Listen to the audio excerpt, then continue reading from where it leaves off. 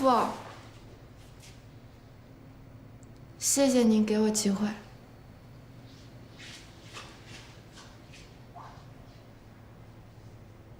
师傅刚才还说什么了？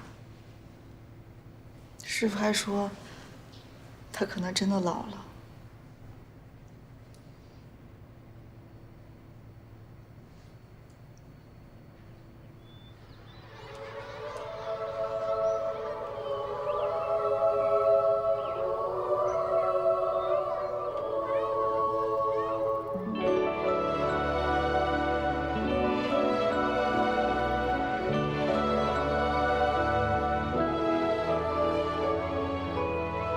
3天后的告别仪式，应徐世聪妻子的要求，在夜幕降临的室外举行。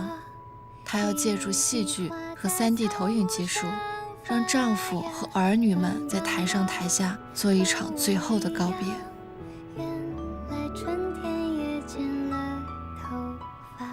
画一只迷路的鸟，高高的爬在白云的肩上，画一棵胆小的树，它睡醒了就会开满花。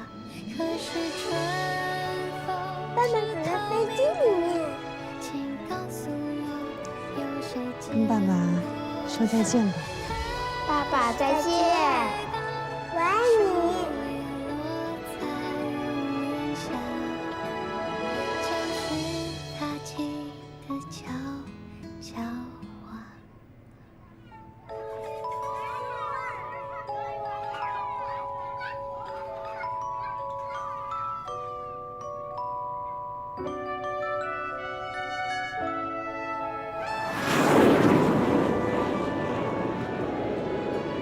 爸爸变成星星啦！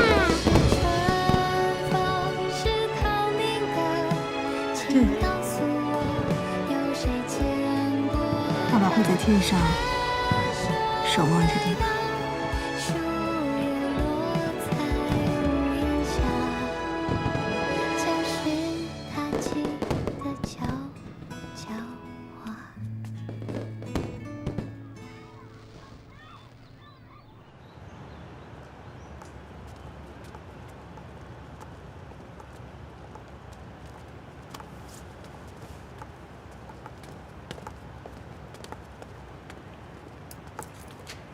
等一下，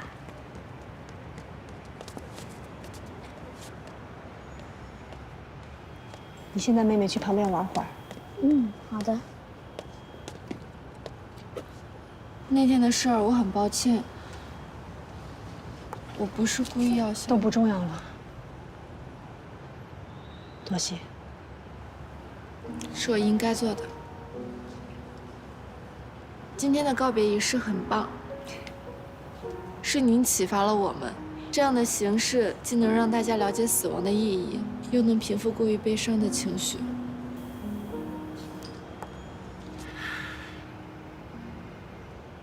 我一直努力的生活，认真的经营着我自己的婚姻。所有人都说我错了，我到底做错了什么呢？如果这个社会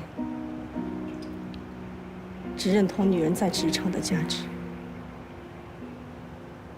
认为女人只能有一种成为职业女性的选择，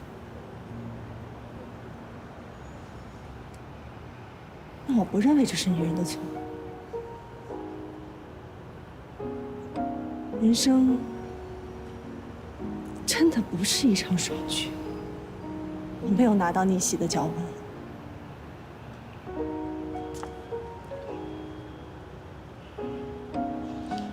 我自己做的决定，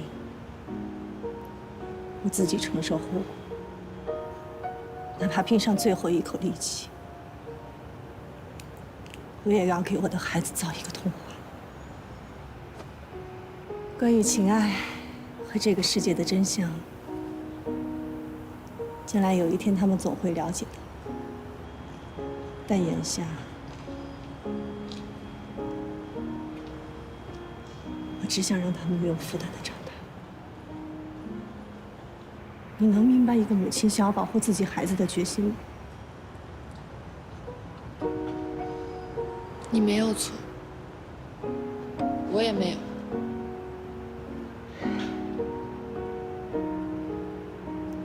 也许吧。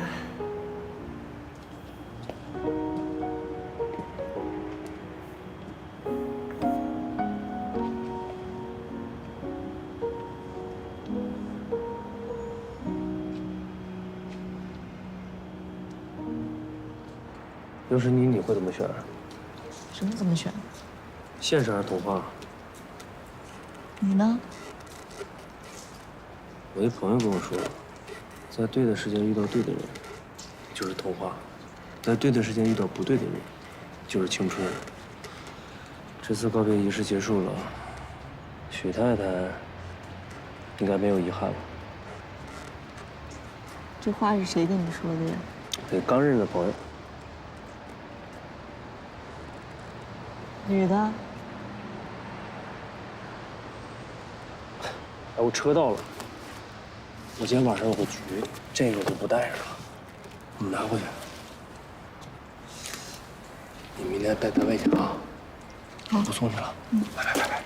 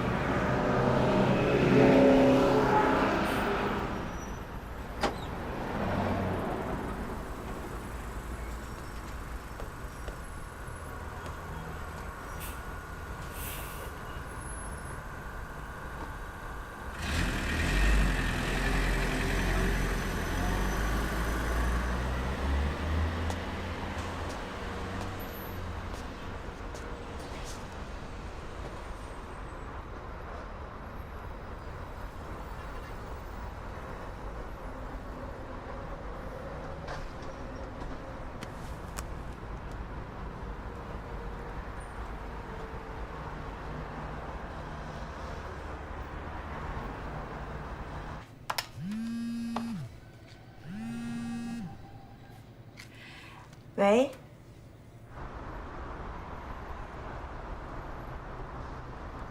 小月。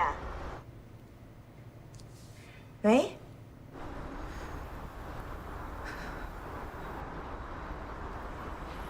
其实你有没有想过，